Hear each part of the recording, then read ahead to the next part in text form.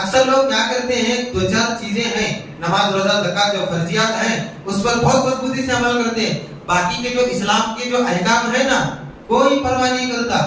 کبھی یہودیوں کی روش پر چلتا ہے، کبھی ہندوؤں کی روش پر چلتا ہے، کبھی عیسائیوں کی روش پر چلتا ہے، کبھی کسی اور قوم کی روش پر چلتا ہے. اسے نہیں معلوم نماز روزہ زکات حج کے علاوہ بھی اسلام کے بہت سے احکام ہیں، ان کو مضبوطی سے پکڑنا چاہیے. اگر آپ مضبوطی سے پکڑیں گے تو کفر میں داخل ہونے کا ڈر نہیں ہوگا. اگر آپ مضبوطی سے نہیں پکڑیں گے کل کو پتہ نہیں.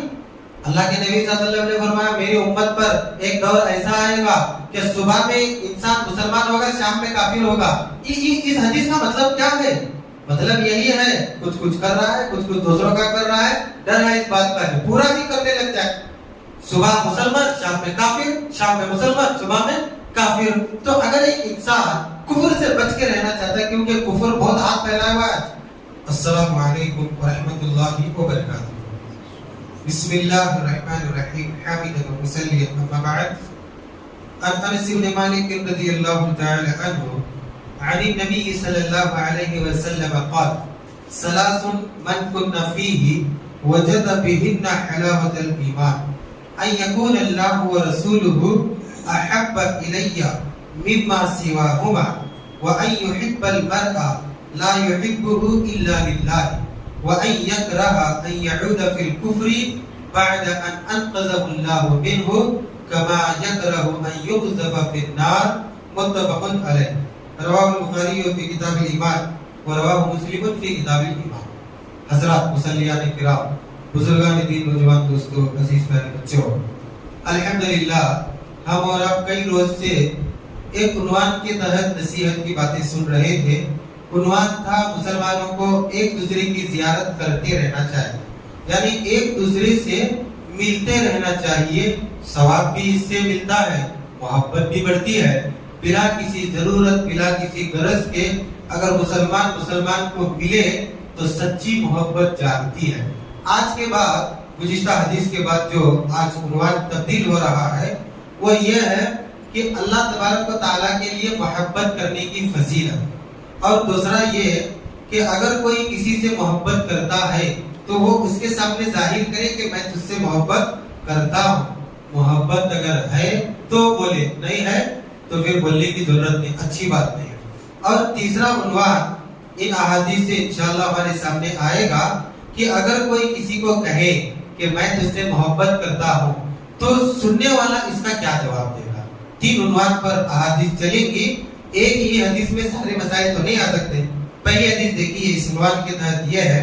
حضرت انس بن مالک رضی اللہ تعالیٰ عنہ کہتے ہیں اللہ کے نبی صلی اللہ علیہ وسلم نے فرمایا جس شخص کے پاس یہ 3 چیزیں پائی جاتی ہیں اللہ تبارک و تعالیٰ اسے ایمان کی مٹھاس عطا کرتا ہے، یعنی وہ شخص حقیقی معنی میں ایمان والا بن جاتا ہے.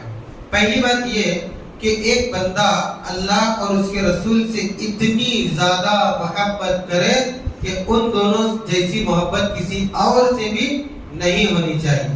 دوسری چیز یہ کہ آدمی اگر کسی سے محبت کرے تو صرف اور صرف اللہ کے لیے محبت کرے.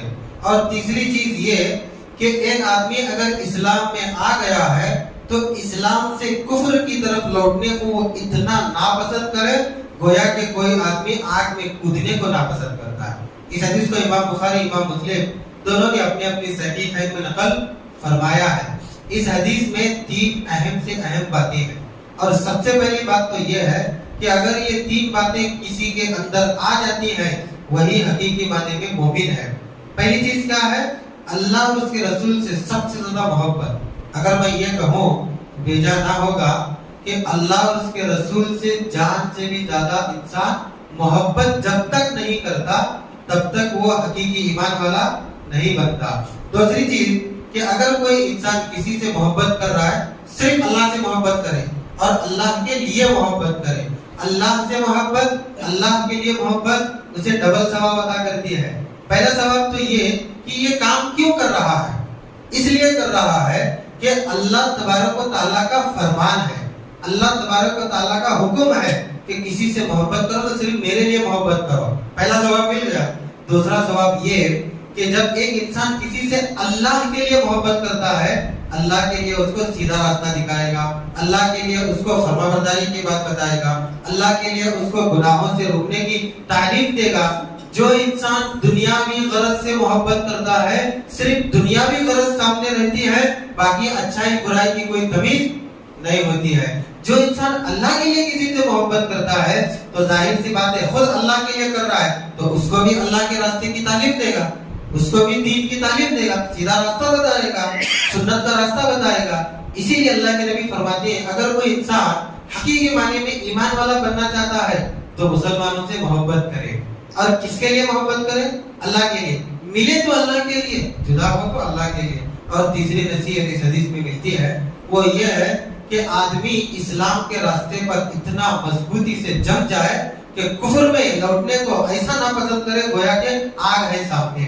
اس کے لیے ایک اہم چیز میں آپ کو بتاؤں کہ اگر ایک انسان اسلام کے راستے پر مضبوطی سے عمل پیرا ہونا چاہتا ہے اور اس بات کے ڈر سے وہ الگ ہونا چاہتا ہے کہ کل کو کہیں میں کافر نہ ہو جاؤں، تو اس کے لیے ضروری ہے اسلام کے ہر حکم سے وہ محبت کرے اور مضبوطی سے اس پر عمل پیرا ہونے کی کوشش کرے۔ اکثر لوگ کیا کرتے ہیں، دو چار چیزیں ہیں، نماز روزہ زکات جو فرضیات ہیں اس پر بہت مضبوطی سے عمل کرتے ہیں، باقی کے جو اسلام کے جو احکام ہیں نا کوئی پرواہ نہیں کرتا۔ کبھی یہودیوں کی روش پر چلتا ہے، کبھی ہندوؤں کی روش پر چلتا ہے، کبھی عیسائیوں کی روش پر چلتا ہے، کبھی کسی اور قوم کی روش پر چلتا ہے۔ اسے نہیں معلوم نماز روزہ زکات حج کے علاوہ بھی اسلام کے بہت سے احکام ہیں، ان کو مضبوطی سے پکڑنا چاہیے۔ اگر آپ مضبوطی سے پکڑیں گے تو کفر میں داخل ہونے کا ڈر نہیں ہوگا، اگر آپ مضبوطی سے نہیں پکڑیں گے کل کو پتہ نہیں۔ اللہ کے نبی صلی اللہ علیہ وسلم نے فرمایا میری امت پر ایک دور ایسا آئے گا کہ صبح میں انسان مسلمان ہوگا، شام میں کافر ہوگا۔ اس حدیث کا مطلب کیا ہے؟ مطلب یہی ہے کچھ کر رہا ہے، کچھ دوسروں کا کر رہا ہے، ڈر ہے اس بات کا کہ پورا بھی کرنے لگ جائے۔